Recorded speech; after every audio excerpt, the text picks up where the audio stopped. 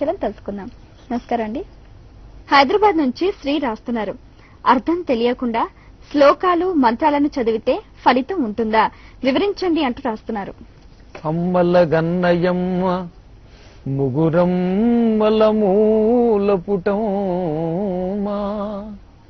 చాలా పెద్దమ్మ సురారులమ్మ కడుపారడి పుచ్చినయమ్మ తన్నులో నమ్మిన వేల్పుటమ్మల మనమ్ముల నుండెడి అమ్మ దుర్గ మాయమ్మ కృపాబ్ధి ఇచ్చుత మహత్వ కవిత్వ పటుత్వ సంపదల్ సమస్త సన్మంగళాన్ని సంతు.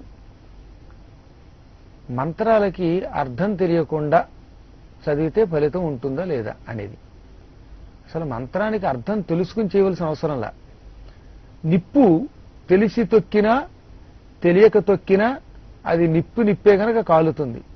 నిప్పు పొరపాటును చూసుకోకుండా తొక్కాను ఎందుకు కాల్చామని అడిగితే ఏం సమాధానం చెబుతుంది? ఏం చెప్పదు. అది నిప్పే. మంత్రం కూడా అటువంటిది. అందుకే దాని అర్థంతో సంబంధం లేకుండా మంత్రం చేసే కొద్దీ రక్షిస్తుంది. అసలు దాని పేరే మంత్ర. అంటే అర్థం ఏమిటో తెలిసిన నిర్వచనం, మననాత్ త్రాయతే ఇది మంత్ర. మననము చెయ్యడం ద్వారా, అనుకోవడం ద్వారా రక్షిస్తోంది గనక మంత్రము అన్నారు. అంచేత దానికి అర్థం అక్కర్లా. అసలు కొన్ని మంత్రాలకు అర్థం తెలుసుకుని చేస్తే ఓ సింతేనా అర్థం అనిపిస్తే కూడా చులకన భావంతో శక్తి తగ్గే లక్షణం ఉంటుంది. అలా కాకుండా నామాలకి వాటికి చక్క లలితా సహస్రనామాలకి వీటికి అర్థం తెలుసుకుంటే చాలా మంచిది. జ్ఞానికి అర్థం తెలుసుకోవడం వల్ల భక్తి పెరుగుతుంది. ఒక్కొక్కప్పుడు సామాన్యుడికి అర్థం తెలుసుకోవడం వల్ల నష్టం వస్తుంది. అందువల్ల మంత్రములకైతే అర్థం తెలుసుకోవద్దని, అలా తెలుసుకోకుండా నామాలకు తెలుసుకుంటే మంచిదని కూడా మన పెద్దలు చెప్పడానికి గల కారణం ఉంది. ఉదాహరణకి పంచదశి ఉంది. ఈ అక్షరాలకి అర్థం ఇంతేరా అబ్బాయి అని ఎవడన్నా అంటే ఓ సింతేనా అనిపించిందంటే వెంటనే ఆ మంత్రం ప్రభావాన్ని కోల్పోతుందిట.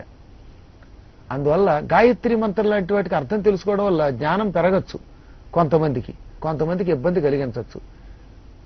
ఈ అర్థానికి మంత్ర జపానికి ఏ సంబంధం లేదు. నామాలకి అర్థం తెలుసుకోవడం వల్ల లాభం ఉంది. అందువల్ల ఏం చేసినా చెయ్యకపోయినా తెలిసినా తెలియకపోయినా మంత్రమే, దాన్ని చేసుకోవచ్చును. ఉచ్చారణ దోషాలు లేకుండా మాత్రమే మంత్రాన్ని జాగ్రత్తగా నేర్చుకుని చెయ్యండి.